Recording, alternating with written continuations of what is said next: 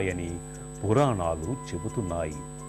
అలాంటి ఆ మహామహిమాన్వితుడు కొలువైన దివ్య క్షేత్రం కర్మన్ ఘాట్.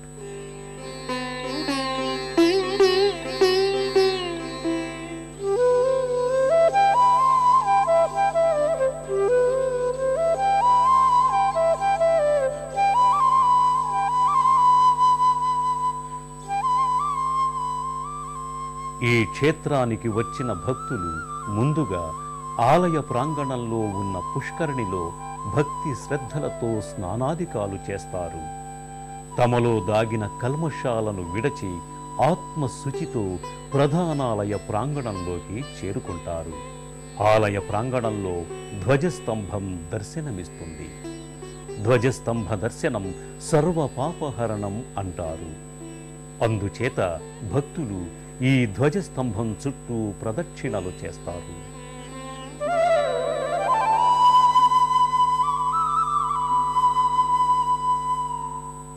గర్భాలయంలోకి చేరుకున్న భక్తులు శ్రీ ధ్యానాంజనేయ స్వామి వారి దివ్యమంగళ శిలారూపాన్ని దర్శించి అలౌకికమైన ఆనందానికి గురవుతూ చేతులు జోడిస్తారు. అనంతరం ఓం వాయుపుత్రాయ నమః అంటూ గర్భాలయ ప్రాంగణంలోకి చేరుకుంటారు. గర్భాలయానికి ముందు ఓ వైపున విఘ్న వినాయకుడు కొలువయ్యాడు. సమస్త విఘ్నాలు తొలగించే ఆ స్వామిని మనసా వాచా కొలుస్తూ భక్తులు గర్భాలయంలోకి చేరుకుంటారు.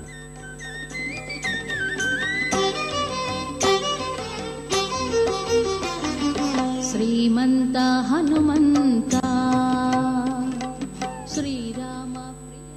గర్భాలయంలో కొలువైన శ్రీరామదూత ఆశ్రిత జనరక్షకుడు అయిన మారుతిని తనివి తీరా దర్శించుకొని అమల కనకవర్ణం ప్రజ్వల పావకాక్షం సరసిజ నిగువత్రం సర్వదాసు ప్రసన్నం రణదన గగాత్రం కుండలాలం కృతాంగం కరజయ కరవాలం రామదూతం నమామి అంటూ స్వామి అనుగ్రహాన్ని పొందటానికి వేలాది మంది భక్తులు తమ భక్తి విశ్వాసాలే పెట్టుబడులుగా కొలుస్తారు.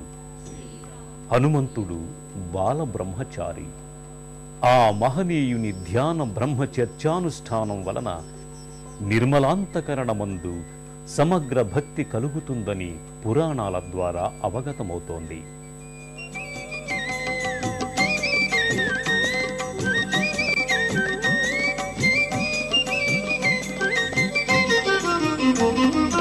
అజ్ఞానము కారణముగా అవని మనుష జన్మ కలిగే బలము బుద్ధి విద్యలిచ్చి భ్రాంతి బాపు